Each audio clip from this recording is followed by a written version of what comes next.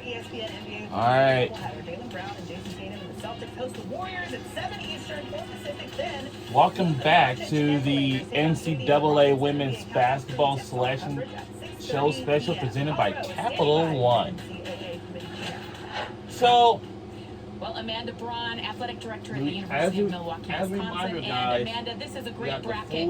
Tell us a little bit, though, how you got to the #1 overall seed. I understand there was some pretty good debate in the room between UConn and UCLA.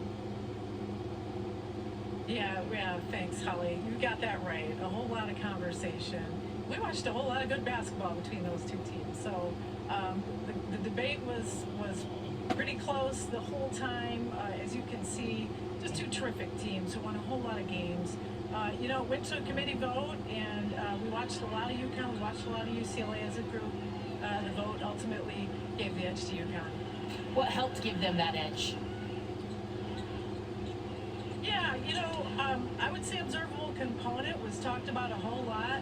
The way we watched UConn win and win throughout the year from the beginning to the end. UCLA did a lot of winning as well, but ultimately the committee felt like observable component with UConn really gave the edge. We look at some of the other teams that are kind of on that host bubble. Everybody wants to host and stay home.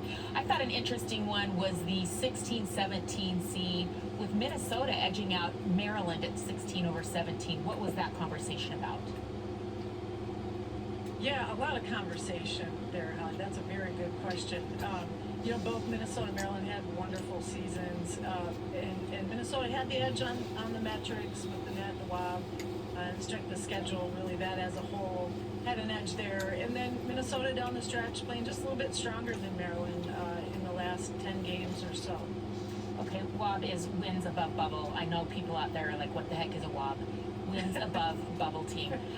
Tell me a little bit, too, about bracket balance. As you look at this and you place teams in the bracket and in the pods, you want to make sure that the pods are balanced. How do you assess that, and what tools do you have to do so?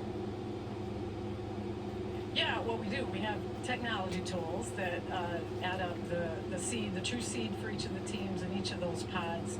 And in that first 4 lines, we aim to have a differential of the highest and lowest numbers when you tally those 4 seed line columns to be no more than 5. And this year we achieved 3, which tells you that it's a very balanced bracket, and we're really proud of that work. I know in years past we've talked about some of the principles of not having conference teams meet before regional final.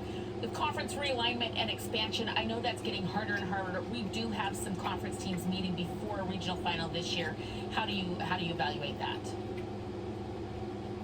Yeah, that certainly has been a challenge, particularly my time on the committee these last 5 years. That's gotten more challenging. We're committed to first and second round, not allowing them to meet one another. That is one of our principles. And then beyond that, we do our best following the seed line and trying to do what we can to avoid those types of matchups. But it is unavoidable given the number of teams. Well, thank you so much, Amanda Braun. 5 years on this committee, the committee chair this year. We appreciate your great service to the WNBA, or to the NCAA women's basketball. Thank you so much. Thanks, Holly. Christine. Thanks, Holly. She does it all. Holly does. Holly Rowe. That's why she got those two confused. All right, let's talk about one of the first questions that she asked, though. She talked about the 1 seeds, UCLA and UConn, the discrepancy between the two. The one thing that Amanda said that played a part in this was observable component. When she watches the games, when they watch UConn, they just feel like that team is better than UCLA. You agree, Janae? On paper and statistically, UCLA does have a case, because if you think about strength of schedule, they're first in the country. UConn is 58. UCLA has beat 12 top 25 teams compared to UConn's 5.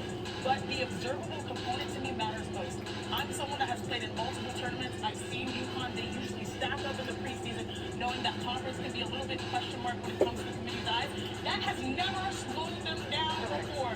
And most importantly, you cannot fault a team for just winning games and playing the opponent in front of them. So UCLA has a case, but overall UConn, they have consistently been the team. And I know that they're in the Big East. They can't help being in the Big East. And they dominated. It's not like they won in the Big East by an average of 15 points. Yeah. They won in the Big East by an average of almost 40. And for me as an analyst, when I think about Lauren Betts, who is an outstanding player, and when I think about having to go against Sarah Strong and her versatility on both ends of the floor, she's shooting 60% from the field, she's shooting 40% from three, and she can guard multiple positions. To me, she is the hardest player to game plan against, which makes UConn the toughest team to game plan against, and that to me is why they're number one. And I think also UConn's won 50 games in a row now, and I know there's a big debate, especially online, about which team should be the number one overall.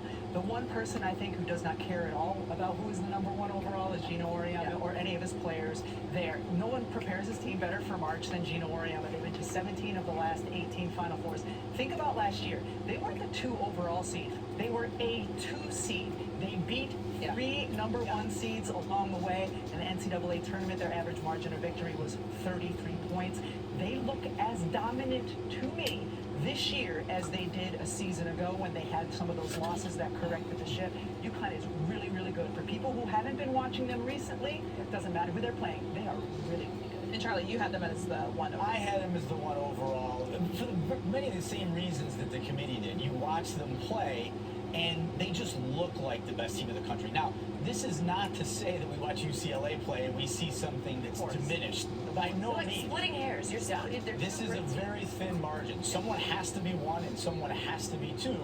And I think UConn is the right choice. Important to note, UCLA has improved from last year. The Final Four, it was Lauren Betts versus everybody. Now they have Gianna Eakins, Kiki Rice is having a career year. So yeah, Roger Walker's having a phenomenal year as well. This is a talented It's not the same UCLA team. Yes. They're excellent teams, and if they meet each other, it'll be in the national championship. Exactly. That, That's that very is true. honestly the best Happy with part that. of this. And that will answer all of the questions that we have about who should be number 1 overall. All right, let's take a look at the number 1 overall seeds in this tournament.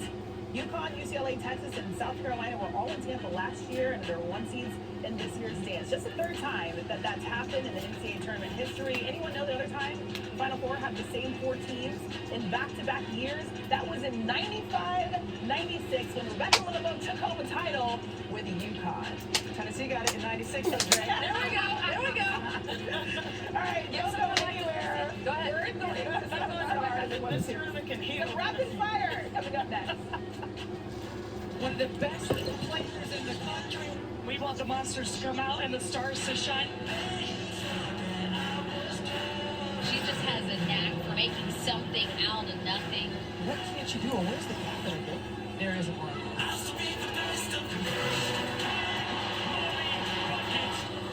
This is one of the toughest women to guard in the country. There is no doubt about it. Nothing is going to be easy. We'll be right back on the other side of this break.